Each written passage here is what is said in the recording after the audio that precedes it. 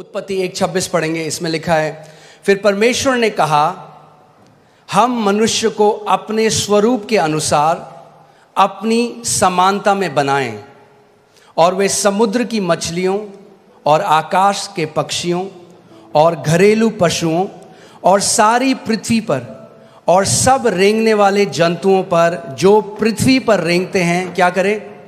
जोर से बोलिए, क्या करें? अधिकार करें। आमीन। जब परमेश्वर ने मनुष्य को बनाया सबसे पहले, तो अब परमेश्वर अपनी इंटेंशन को या अपने उद्देश्य को बोल रहा है कि मैं क्यों मनुष्य को बना रहा हूं।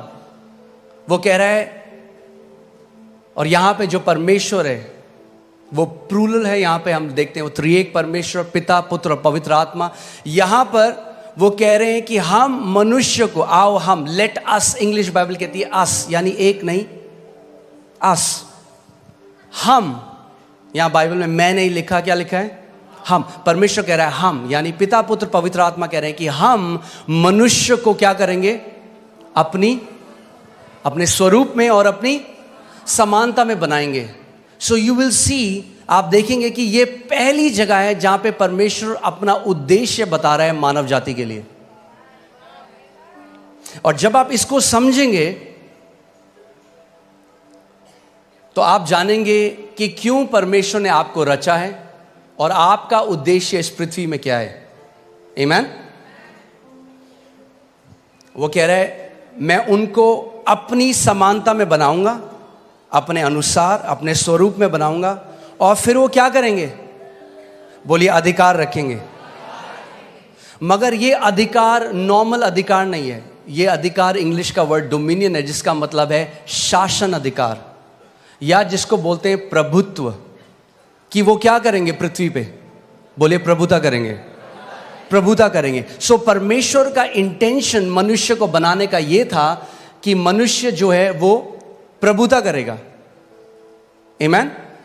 सो इस बात को समझिए, परमेश्वर ने आपको जब बनाया, आपके डीएनए में उसने शासन अधिकार डाला है। मैंने आपको पहले ही बताया था, आप एक चम्मच से भी एक कील को कसने की कोशिश कर सकते हैं, मगर चम्मच उसके लिए नहीं बनी थी। आप किसके लिए बनाए गए? प्रभुता करने के लिए। बोलिए, प्रभुता करने के लिए। शैतान नहीं चाहता आप इस बात को जाने, क्योंकि सब रेंगने वालों के ऊपर भी प्रभु ने कहा तुम प्रभुता करोगे। और अदन की वाटिका में क्या आया था? रेंगने वाला आया था, मगर उन्होंने प्रभुता नहीं करी उसके ऊपर। इंग्लिश बाइबल कहती है, everything that creepeth upon the face of the earth, जो रेंगने वाला है। आमीन। सो परमेश्वर ने जब हमको बनाया, मैंने आपको पहले भी बताया था कि परमेश्वर, जेनेसिस में लिखा है, आदि में उसने आकाश और पृथ्वी की रचना करी। आकाश या हेवेंस जो बाइबल में कहती है, वो बात करता है अनसीन रेल्म की, अनदेखी। परमेश्वर का जो राज्य है आप इन आंखों से नहीं देख सकते, मगर वो इस जो आप आंखों से देख रहे हैं उससे भी ज्यादा वो रियल है। आमीन। उससे ज्यादा वो रियल है। आप आंखों से उसको नहीं देख सकते, बट वो रियल है। और परमेश्वर ने पृथ्वी की रचना करी।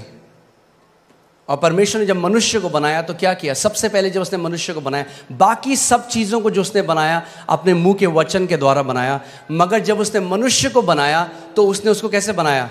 अपने हाथों से उसने मिट्टी ली और एक मिट्टी से उसने हमारे शरीर को बनाया और अपनी आत्मा को मनुष्य के अंदर डाल दिया, जिसको हम इंग्लिश का शब्द ह्यूमन है, जो दो शब्द से मिलकर आता है, ह्यूमस यानी मिट्टी, और मैन जो हिब्रू भाषा में इश जिसका मतलब है आत्मा।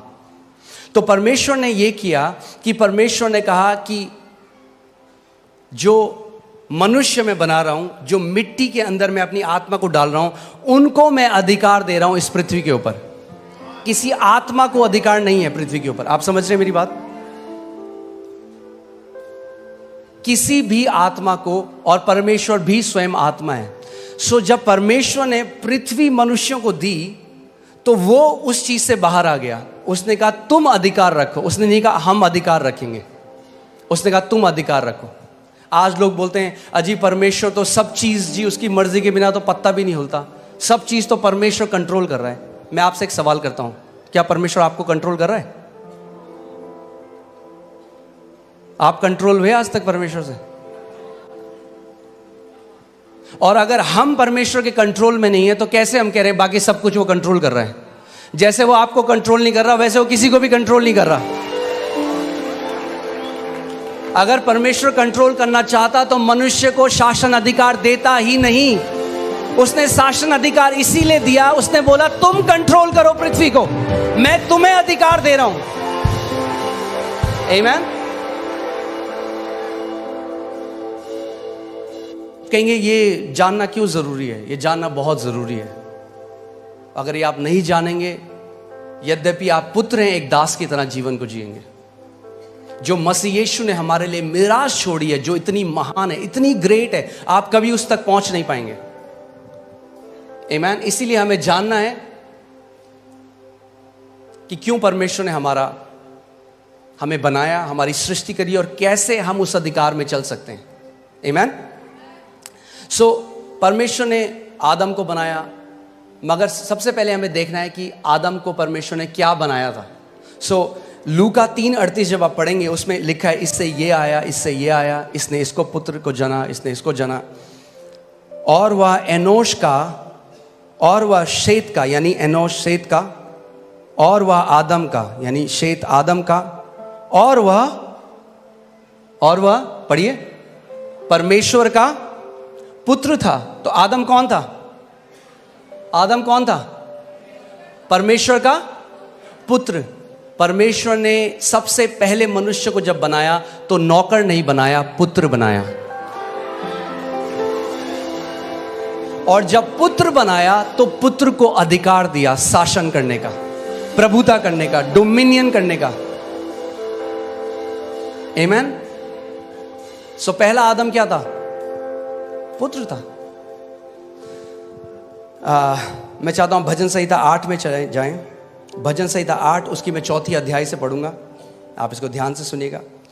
तो फिर मनुष्य क्या है कि तू उसका स्मरण रखे, और आदमी क्या है कि तू उसकी सुधि ले,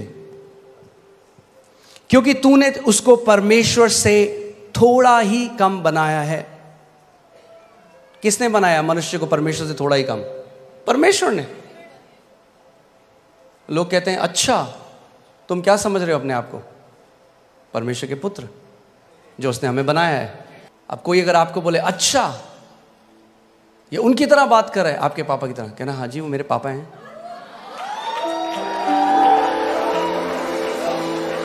आमीन।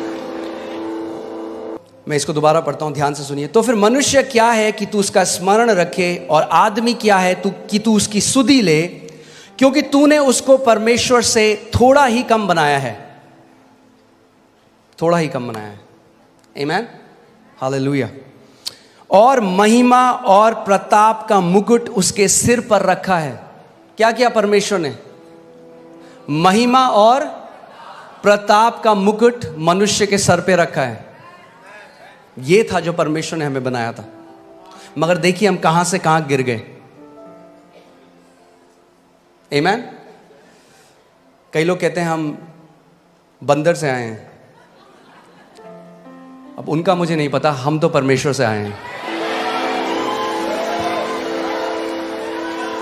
हम जू से नहीं, हम स्वर्ग से आए हैं। आमीन। हालेलुया। अब देखिए उसके बाद परमेश्वर ने क्या किया? तूने उसे अपने हाथों के कार्यों पर क्या दी है? क्या दी है? बाइबल कह रही है, ये मैंने नहीं लिखा, आपकी बाइबल में भी है कि परमेश्वर ने जब मनुष्य को बनाया तो उसको अपने कामों, अपने हाथों के कामों के ऊपर क्या दी है? प्रभुता दी है। परमेश्वर ने दी है। और ये जो शासन अधिकार था ये आदम ने खो दिया जब पाप बगीचे में आया, जब उसने परमेश्वर की आज्ञा को ना माना, जब उसने उस फल को खा लिया।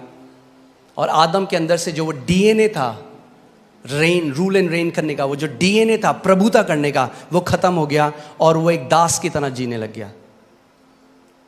और जब प्रभु यीशु मसीह आया तो जो पुत्र था, ध्यान से सुनिएगा, जो पुत्र था उसने पुत्र का अधिकार खो दिया। सुन रहे हैं आप? मगर जब प्रभु यीशु मसीह आया तो सबसे पहले उसने हमें क्या दिया जब हम यीशु को ग्रहण करते हैं? यूहन्ना 1:12 लगाइए, और मैं चाहता हूं हम सब साथ मिलकर इसको पढ़ेंगे। रेडी हैं आप लोग? यूहन्ना 1:12 देखते हैं बाइबल क्या कहती है। परंतु जितनों ने उसे ग्रहण किया उसने उन्हें परमेश्वर की संतान होने का अधिकार वापस दे दिया।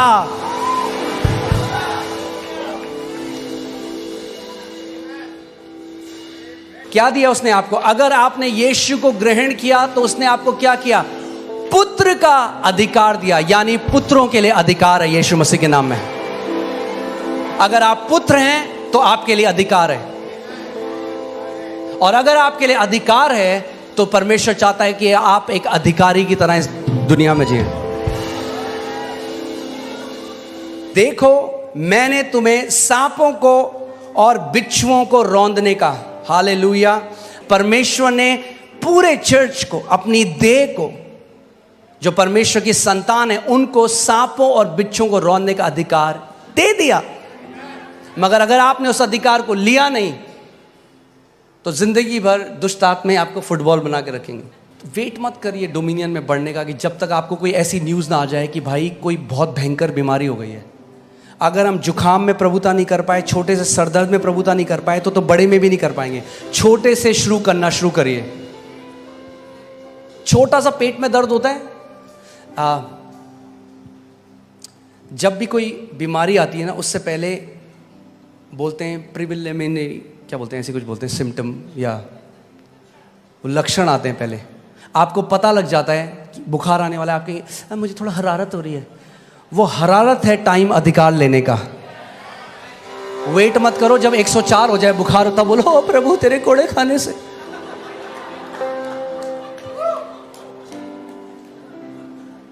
आपने देखा है कभी आपकी, फिर से वही उदाहरण दे रहा हूँ, आपके कपड़ों में कोई दाग लग गया या कोई इंक लग गई, उसी टाइम बहते पानी के नीचे डालिए, एकदम निकल जाएगा। उसको छोड़ दीजिए 2 हफ्ते, अब आप रगड़ने, अब बोले यीशु के नाम में, यीशु के नाम में। अगर जैसे ही लक्षण लगे खड़े हो जाओ, बोलो in the name of Jesus, शैतान मैं तुझे अनुमति नहीं देता मेरे शरीर को छूने की। You will not touch my body in Jesus name, out of my body. Amen. उस समय अधिकार लो। अरे पास्टर ज्यादा कुछ, थोड़ा सा थायराइड है, हाँ ठीक है रख लो, फिर थोड़ा सा खाते रहो दवाइयां पूरे साथ। मैं आपको कंडेम नहीं कर रहा हूं, प्लीज मेरा हार्ट समझिए। क्यों रखो थोड़ा सा भाई? मैं बोलूं मैंने आपके लिए बहुत बढ़िया केक बनाया, थोड़ा सा जहर डाला इसमें, थोड़ा सा खा लो। खाओगे आप? वो बोलो थोड़ा सा नहीं चलता। मेरी देह पवित्र आत्मा का मंदिर है और कोई बीमारी इसमें उसको महिमा नहीं देती। आप जानते हैं आदन के बगीचे में एक सांप आया था ईव के पास, आज भी आता है आपके पास, मगर अब प्रभु यीशु मसीह ने आपको सांपों को और बिच्छुओं को रौंदने का अधिकार दिया है।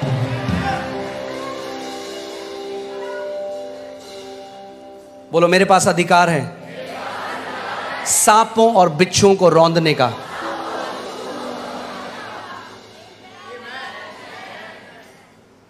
आगे बढ़ते हैं।